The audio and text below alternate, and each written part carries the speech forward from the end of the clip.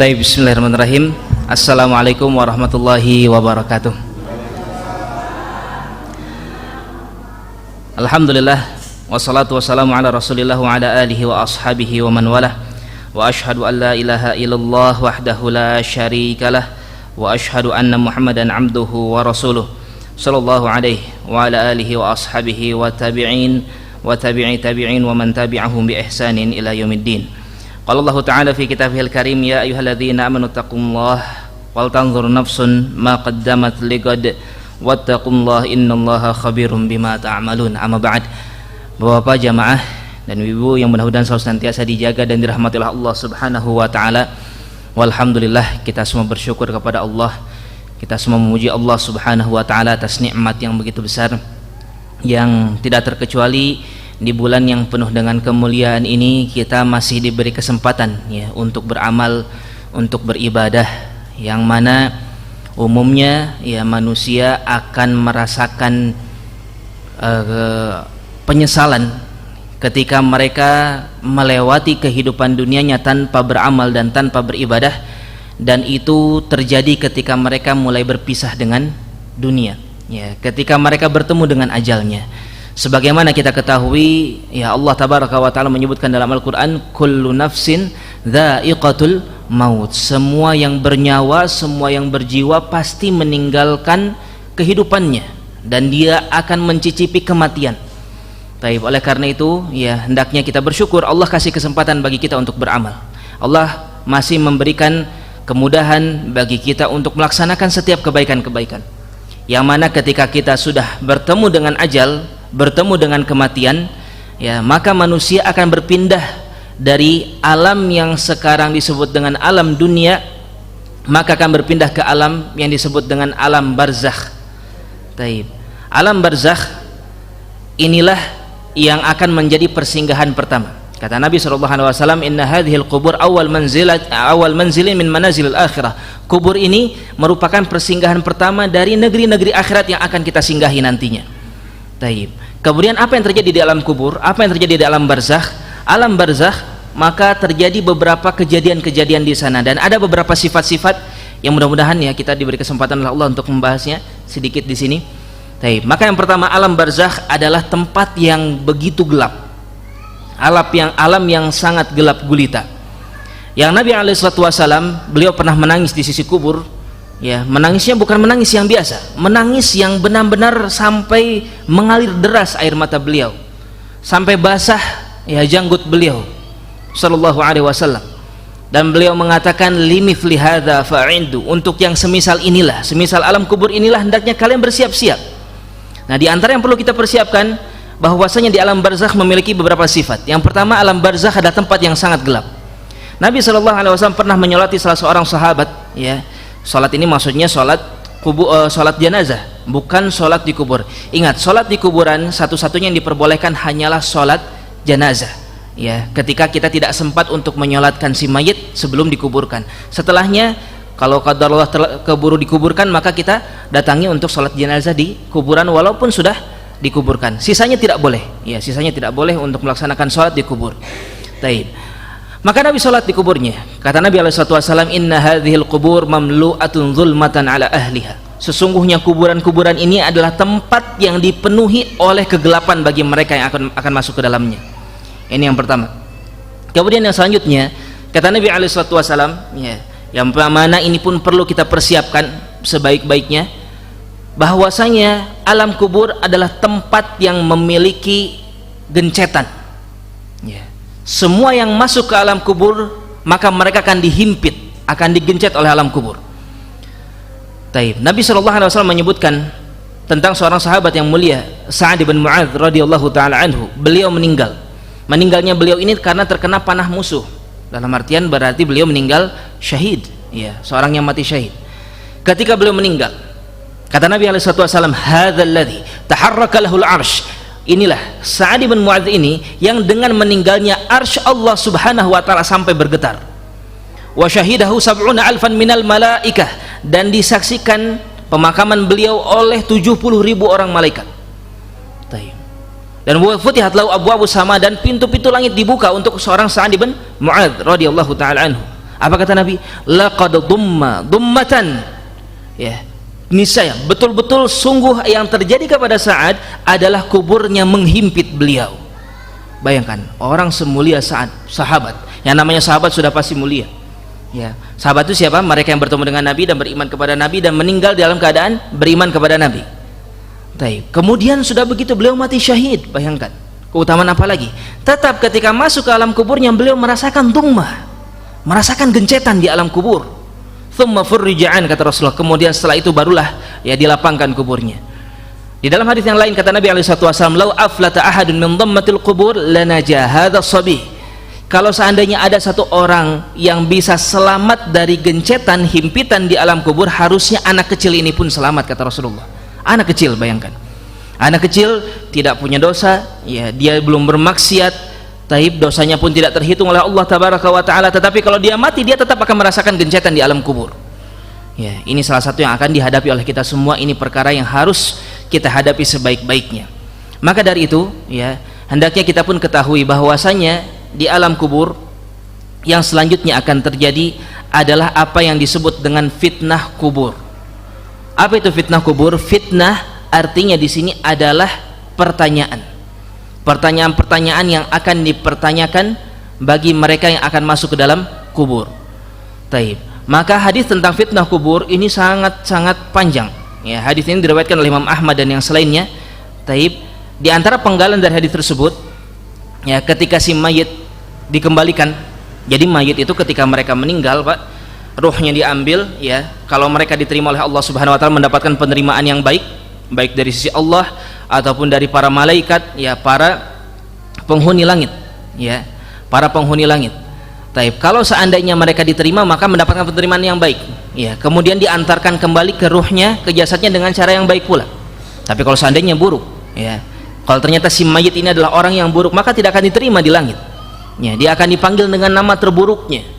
Taib. Kemudian dia mendapatkan berbagai macam kengerian-kengerian dan akan dilemparkan kembali menuju jasadnya yang ada di dunia. Taib. Jadi nggak ada ceritanya mayit rohnya gentayangan, tuh nggak ada. Ya. Ini merupakan akidah yang datang dari agama lain yang disisipkan, yang disusupkan ke dalam ajaran agama kita, yang itu tidak benar adanya. Kenapa? Karena apa yang terjadi setelahnya? Ya, ketika si ruh dikembalikan ke dalam jasad, fayatihi malakan, maka dia akan didatangi oleh dua orang malaikat. Fayujlisani, kemudian yang selanjutnya dia didudukan oleh kedua malaikat ini. Fayaqulani lahu, maka keduanya berkata kepada si mayit, ya, man rabbuka, siapakah Rabbmu? Fayaqul, maka si mayit dia mengatakan, la adri, kebingungan dia, aku tidak tahu siapa Rabbku. Fayaqulani lahu, kemudian keduanya berkata lagi, wa ma dinuka, lantas apa agamamu? Fayaqul, si mayit kembali menjawab, la adri, aku pun tidak tahu apa agamaku. Fayaqulani lahu ma hadzal rajul alladzi bu'itsa fikum, lantas siapa laki-laki yang telah diutus kepada kalian ini? Maksudnya siapa? Rasulullah sallallahu alaihi wasallam. Sekali lagi dia pun menjawab, la adri, aku pun tidak tahu siapa dia. Fayunadi munadin fis sama, Allah Subhanahu wa taala berkata dari langit, an kadzdzab, dialah si pendusta, kata Allah tabaraka wa taala. Fa'afrishuhu minan nar, bentangkan bagi dia dari neraka. Waftahu lahu baban ilan nar, dan bukakan untuk kuburnya pintu menuju neraka. Ya, ini yang terjadi kepada si mayit. Taib. Thumma yudaqu, thumma dayyaqa ala qabrihi, ya, hatta takhtalifa fihi adla'uh. Kemudian kubur yang tadi sudah menghimpit, ya, kembali ditambah dihimpitkannya, hatta takhtalifa fihi adla'uh, sampai rusuknya bertautan seperti ini. Taib. Ini yang terjadi ketika si mayit tidak mampu menjawab siapa Rabbnya, tidak mampu menjawab siapa apa agamanya, tidak mampu menjawab siapa nabinya. Taib. Kalau kita perhatikan, pertanyaan ini adalah pertanyaan yang mudah untuk dijawab. Setiap dari kita akan mampu menjawabnya. Sayangnya ini bukanlah pertanyaan yang bisa dijawab dengan hafalan. Ya. Allah Subhanahu wa taala menyebutkan di dalam Al-Qur'an, di dalam ayat yang lainnya, yutsabbitullahu alladhina amanu bil qauli tsabit fil hayatid dunya wa fil akhirah. Hanya mereka, orang-orang yang beriman kepada Allah, yang Allah mudahkan untuk berbicara dengan benar, baik di dunia ataupun di akhirat nanti. Ya, kata para ulama, di antara tafsiran di akhirat nanti, di antaranya adalah ketika mereka akan ditanya di alam kubur. Ketika mereka akan ditanya di alam kubur. Taib. Sehingga perlu bagi kita untuk menjaga keimanan, ya, perlu bagi kita untuk menjaga keimanan. Bagaimana caranya agar bisa menjawab pertanyaan-pertanyaan tersebut? Taib, ya. Bagaimana mungkin kita bisa merasa mampu menjawab bahwasanya Rabb kita, ya, ilah kita, Tuhan kita, sesembahan kita adalah Allah Subhanahu wa taala, sedangkan di dalam diri kita masih banyak noda-noda kesyirikan, noda-noda kekufuran, ya. Ada perilaku-perilaku yang ternyata itu syirik, kufur. Jadi Bapak-bapak, kalau ada orang mengingatkan atau ada orang berbicara, ya bisa jadi bukan karena dia sok tahu, bukan berarti karena dia ingin menyalah-nyalahkan, bukan, ya. Tetapi apa? Khawatir bahwasanya kita terkena azab kubur yang sangat mengerikan. Khawatir kita tidak mampu menjawab pertanyaan-pertanyaan tersebut. Baik, sehingga penting bagi kita untuk membersihkan diri dari segala macam bentuk kesyirikan. Apa itu syirik? Yang nama syirik adalah menjadikan selain Allah pada kedudukan-kedudukan Allah. Simpelnya demikian. Ya, Allah itu diibadahi, Allah dicintai, Allah diharapkan, Allah diminta. Ya, Allah yang benar-benar dituju dari setiap tujuan-tujuan kita adalah untuk Allah Subhanahu wa taala. Maka ketika manusia punya tujuan-tujuan lain selain Allah tabaraka wa taala, bisa jadi dia terjatuh ke dalam kesyirikan, kekufuran. Hati-hati. Ya, oleh karena itu hendaknya kita berhati-hati. Ibadah, ya, yang mana artinya adalah segala sesuatu yang dicintai oleh Allah, baik dari ucapan ataupun perbuatan, baik yang nampak ataupun yang tidak nampak. Ya, kalau kita peruntukan itu kepada selain Allah Subhanahu wa taala, maka kita telah melakukan kesyirikan. Ya, sangat jelas pasti tidak akan mampu menjawab pertanyaan man rabbuka, siapakah Rabbmu. Kita meminta kepada selain Allah, ya, hal-hal yang harusnya diminta dari Allah kita minta kepada selain Allah tabaraka wa taala, sudah pasti tidak akan mampu menjawab man rabbuka. Na'udzubillah. Demikian pula syariat Islam, dinul Islam, agama Islam. Bagaimana mungkin kita mampu menjawab bahwasanya agama kita adalah agama Islam, sedangkan kita jauh dari syariat Islam, ya. Sedangkan kita masih berat menjalankan syariat Islam, sedangkan kita masih mudah menolak, ya, setiap syariat-syariat yang datang tentang agama kita. Demikian pula Nabi kita Muhammad sallallahu alaihi wa ala alihi wasallam, Rasulullah, seorang laki-laki yang telah berkorban segala sesuatu demi bisa menyampaikan wahyu Allah kepada siapa? Kepada kita semua, agar hari ini bisa terbangun masjid ini, agar hari ini, ya, di hari-hari ini kita bisa berpuasa, agar di hari-hari ini kita bisa melaksanakan sholat berjamaah dan lain sebagainya dari syariat Islam. Di antaranya karena apa? Pengorbanan Nabi kita Muhammad sallallahu alaihi wasallam. Ya, beliau dilukai, beliau dirampas, beliau diusir, bukan oleh siapa-siapa, oleh siapa? Oleh keluarganya sendiri, bayangkan. Ya, ini yang dilakukan oleh Nabi kita Muhammad sallallahu alaihi wasallam.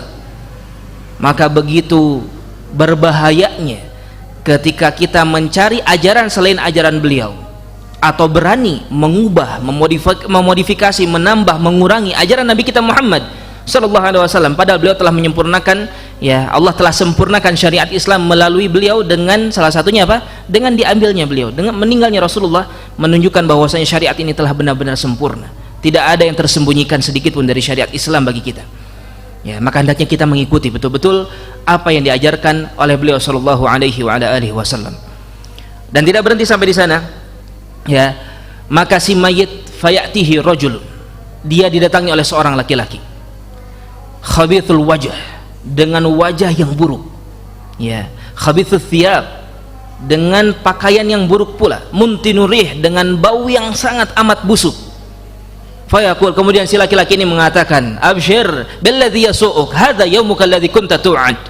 Ya, rasakan, kata si laki-laki ini nih adalah balasan atas apa yang kau lakukan dari keburukan-keburukan ketika engkau hidup di dunia, tidak mau beriman kepada Allah, tidak mengikuti Rasulullah, banyak maksiat, keburukan dilakukan. Ya, maka hari ini adalah hari kalian engkau untuk dibalas, kata si laki-laki ini. Kata si mayit mengatakan, man anta, siapa engkau? Fawajhuka al-wajh yajib syarr, wajahmu adalah wajah yang datang dengan penuh keburukan. Ya, apa kata si laki-laki ini? Ana amalukal khabith, aku adalah amalan burukmu. Ya, dosa-dosa, segala maksiat, segala macam bentuk penyelesaian terhadap agama, Allah Subhanahu wa taala jadikan di bentuk laki-laki ini, ya, dengan bentuk yang sangat-sangat buruk, dengan bentuk yang sangat-sangat jelek. Taib. Oleh karena itu, ya, hati-hati. Hati-hati. Kemudian apa kata si mayit? Ya Rabbi, la tuqim sa'ah. Kalau begitu wahai Rabbku, janganlah engkau dirikan hari kiamat. Kenapa? Karena dia tahu, ya, setelah tadi dibukakan pintu neraka, ya, ke alam kuburnya masuk dari mulai apa, racun, panas, neraka. Dia melihat di dalam ayat yang lain tentang Fir'aun, Allah Subhanahu wa taala menyebutkan, ya, wa nar yu'raduna 'alaihi ghuduwan wa 'ashiyya.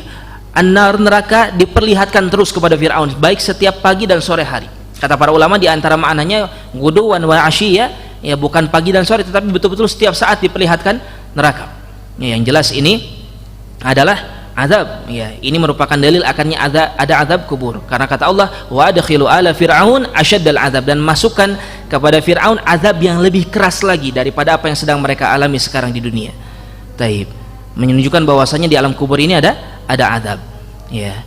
Tadi yang terjadi fitnah kubur pun itu merupakan azab, sudah jelas dihimpit tubuh sampai kesakitan dan lain sebagainya, ya. Maka di alam kubur, ya, beberapa dosa-dosa pun memiliki sebab untuk diazab. Ya, beberapa dosa-dosa.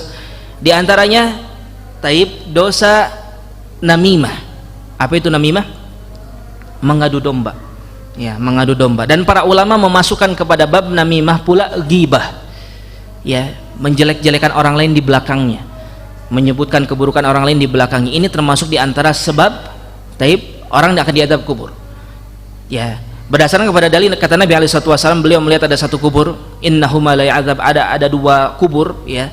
Rasulullah melihat, kemudian kata Rasulullah, sesungguhnya dua orang ini sedang diazab, kata Rasulullah SAW. Wa ma yu'adzabani fi kabir, dan tidaklah keduanya ini diazab pada sesuatu yang besar, bukan karena sebab besar, karena sebab sepele, ya. Maka kata Rasulullah, yang pertama, ya, kana la yastatiru minal baul, yang pertama dia tidak benar-benar bersuci di dalam ketika dia buang air kecil. Ya, ini sepele, mudah bagi kita untuk benar-benar menyuci, membersihkan bekas dari buang air kecil kita. Ya, ini satu hal yang sepele. Demikian pula ghibah namimah. Apakah ini sepele, susah? Ya, mungkin kalau sekarang karena sudah saking mendarah daging manusia senang menggibah orang lain, ya mungkin sulit bagi dia.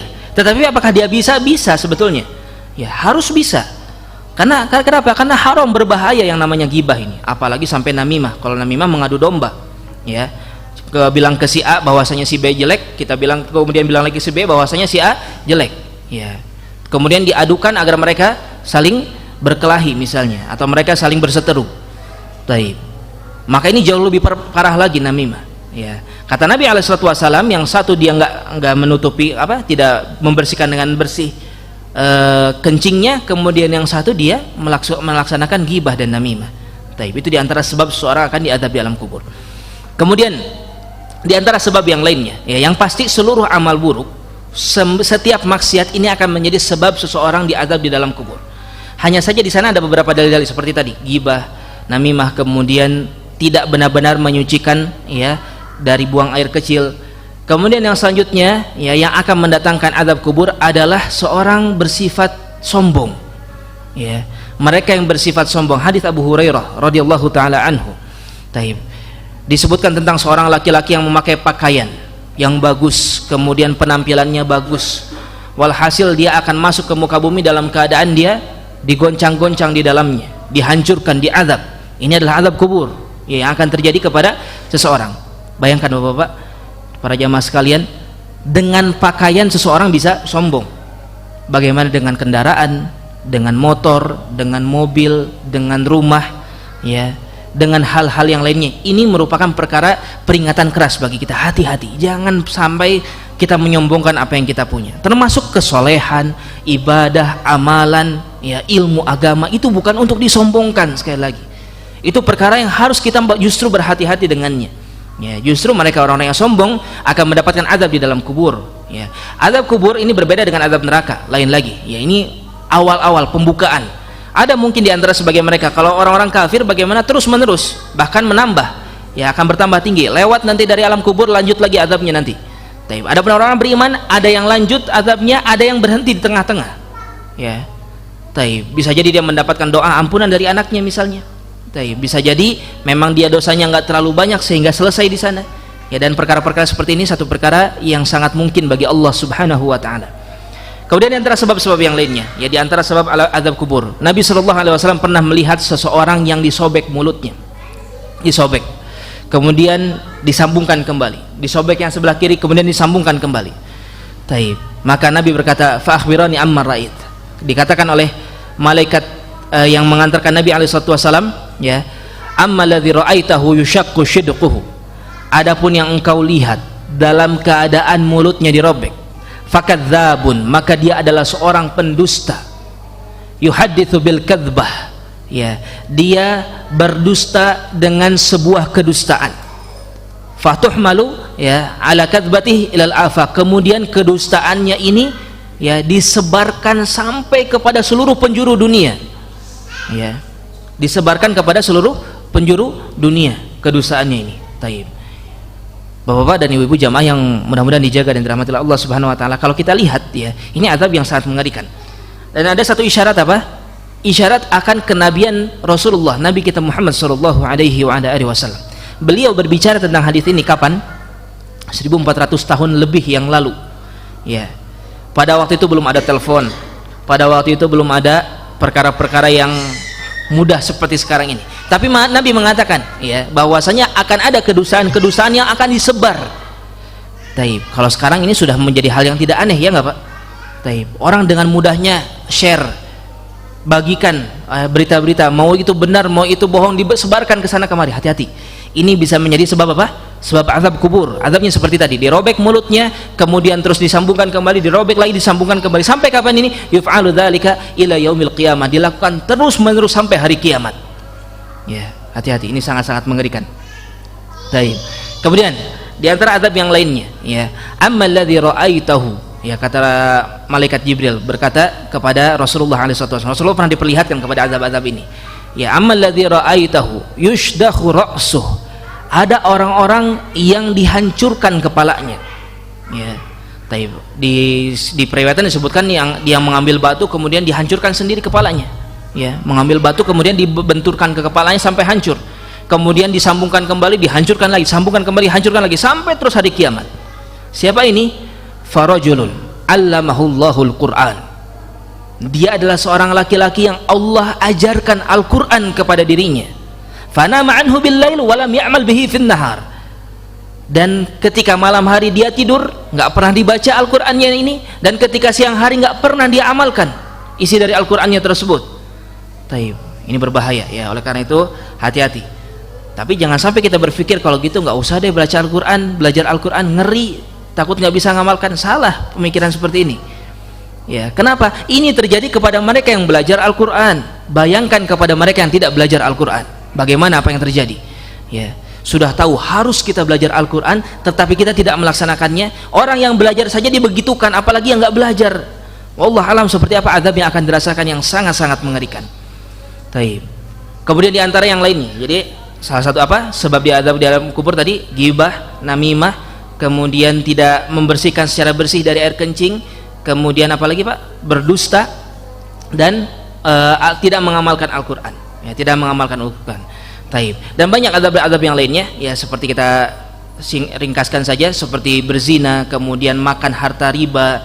Taib. Kemudian ada satu dalil menyebutkan tentang wanita yang tidak mau menyusui anaknya, ya. Ini semua akan mendapatkan azab-azab di dalam kubur. Taib. Kalau yang tidak mau menyusui anaknya, dia akan dicabik-cabik dadanya oleh ular. Ya, hadis disahihkan oleh Syekh Muqbil rahimahullah. Taib. Kemudian adapun nikmat, ya, nikmat kubur, maka nikmat kubur secara umum akan dirasakan oleh siapapun, ya, oleh siapapun yang mereka banyak amal solehnya, siapapun yang beriman dan banyak amal solehnya, simpelnya demikian. Taib. Dan banyak diantara yang akan lewat dari azab kubur, maksudnya tidak mendapatkan azab, berarti kan dia dapat nikmat, ya. Para mujahidun, orang-orang yang mati syahid, orang-orang yang mati syahid, mereka tidak akan mendapatkan azab kubur, ada dalilnya. Demikian pula mereka yang mati karena mendapatkan penyakit sakit perut, ya, mati karena sakit perut ini termasuk diantara yang akan menyelamatkan dari azab kubur. Taib. Adapun nikmat, maka selanjutnya, ya, bagi mereka yang berhasil melewati fitnah kubur. Jadi ketika ditanya man rabbuka, rabbi Allah, wa madinuka, apa agamamu, dinil Islam, agamaku Islam. Wa man hadzal rajul ladzi bu'itsa fikum, siapa laki-laki yang diutus kepada kalian ini? Ya, dia menjawab huwa Rasulullah, dia adalah Rasulullah. Wa ma yudrik, apa ilmumu? Qara'tu kitaballah, aku membaca Al-Qur'anul Karim, kata si laki-laki ini. Ya, kemudian dia datangi, kemudian dibukakan pintu dari surga, diberikan pakaian dari surga, ya, dilapangkan kuburnya sejauh mata memandang. Jadi himpitan tadi bisa keluar, Pak, asal bisa lewat fitnah kubur. Pertanyaan-pertanyaan kubur akan membuat himpitan di alam kubur akan terlepas. Taib. Kemudian dia mendapatkan ditemani oleh amal solehnya dalam bentuk laki-laki yang baik, dalam bentuk laki-laki yang wangi dan seterusnya. Taib ya. Maka ini secara umum adalah dalil akan keberadaan nikmat di alam kubur. Taib. Ya sudah cukup dekat dengan waktu buka Bapak ya. Wallahu alam. Taib. Sebelumnya saya mohon maaf atas keterlambatan ya. Tidak terperhitungkan tadi kemacetannya qadarullah. Taib. Sekali lagi saya mohon maaf sebesar-besarnya atas keterlambatan ini. Mudah-mudahan walaupun singkat bisa bermanfaat Bapak ya untuk kita semua, bisa menjadi pengingat. Mudah-mudahan Ramadan kita menjadi salah satu kesempatan ya bagi kita untuk menyelamatkan dari mengerikannya azab kubur. Wallahu a'lam bishawab. Mau ditutup saja atau ada yang mau ditanyakan Pak?